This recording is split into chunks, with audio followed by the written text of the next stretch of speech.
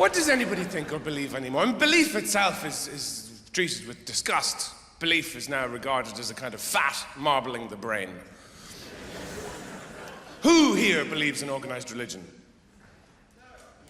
Who doesn't? You see, people in the West don't believe in anything, and we're proud of it. What do you believe in? Nothing! Nothing! What did you have for lunch? I don't believe you. We don't believe in anything. We treat religion with contempt.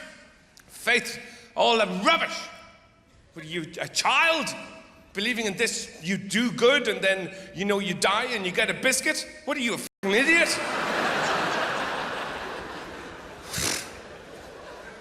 What's wrong with you? We don't believe in anything, because we know about science. Believe in science. That's the only thing we know about. The atoms and quarks and things. We don't understand it. Any of it. But that's the case. So that's totally different to having a faith. Isn't it?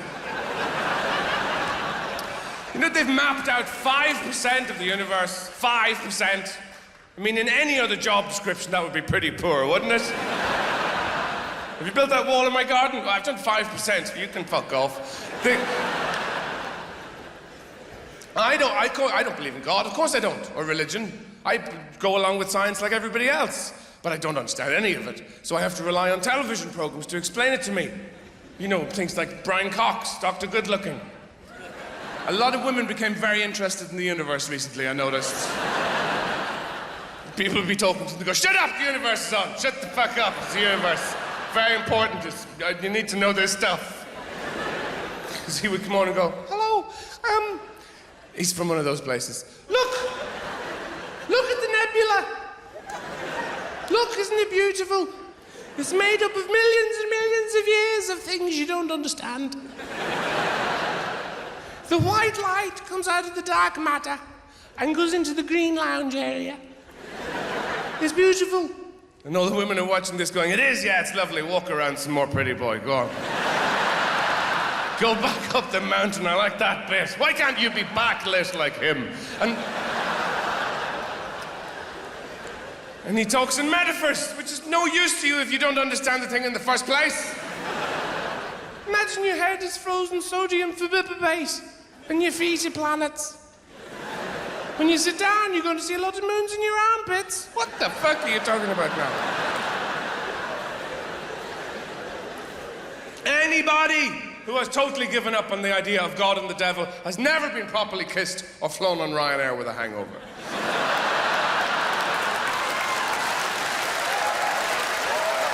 You can have God, but you gotta leave the devil to explain a few things. So, anyway, back to pleasure. You see, pleasure is difficult, isn't it? There was a young woman outside Heathrow a while ago, I was there, and she was on her mobile phone, and she would have been called a chav. I don't use the word myself, I don't like it very much, but that's what she would have been called. And she was a very big young woman. She was fat, and get on the spoon. Fat in a way that people used not to be, you know? You need to be of a certain age to know what I'm talking about. Time was, people would be a bit fat, but they run around to skip a few dinners and they go back to their normal shape. Not this young woman. This was third generation shit food fat. The fat wasn't going anywhere without dynamite. She looked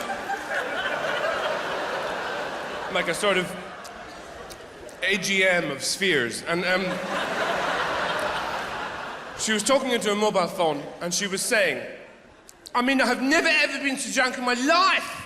Tom kept getting me blackberry smoothies or something. I had like 9 pints of cider. I didn't know where I was.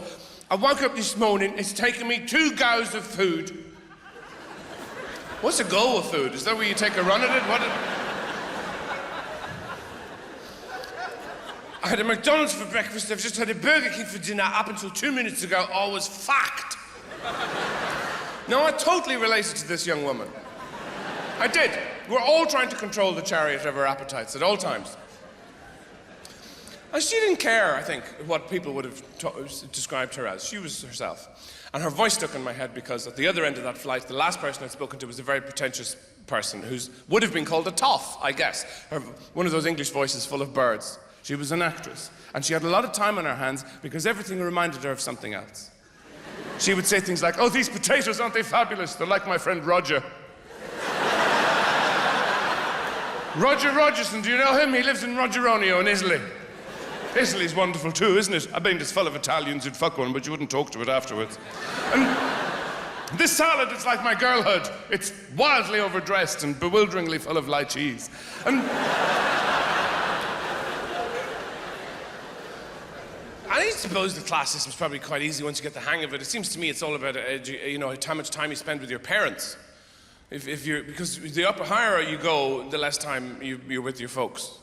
Because they're in the age of 1.5, they come up to you and they go, "Well done, you, whatever your name is, you're going to boarding school in Argentina." And then, if you're poor, you're just with your family a lot more. You're crawling out of the laundry into the bags of potatoes, you're swinging off your parents' cigarettes as they have sex. You're there.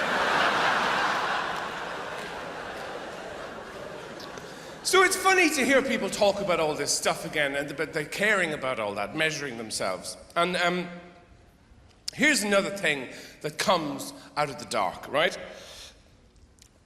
I worked this out. Dinner parties. The first dinner party must have happened in the winter. Because I think what happens is, women get tired of looking at the man in their house.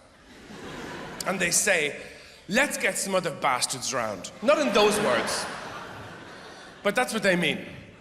Let's get some other bastards round, or go to some other bastard's house and eat with them. Because I don't fucking want to look at you anymore. It's depressing.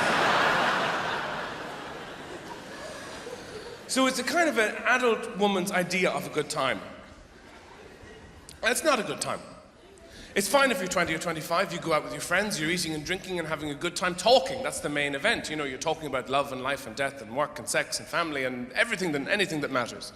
You don't care about the quality of the food. You only know there's food there because one of the drinks is chewy.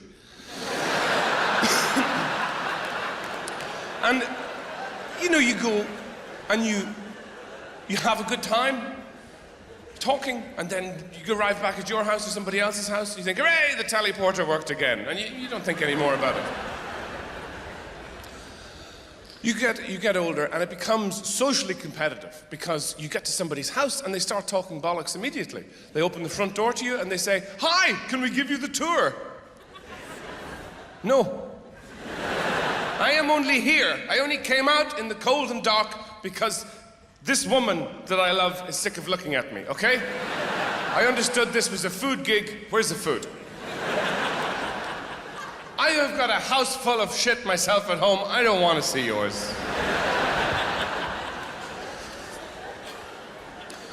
And people sit you down and they talk about house prices and schools.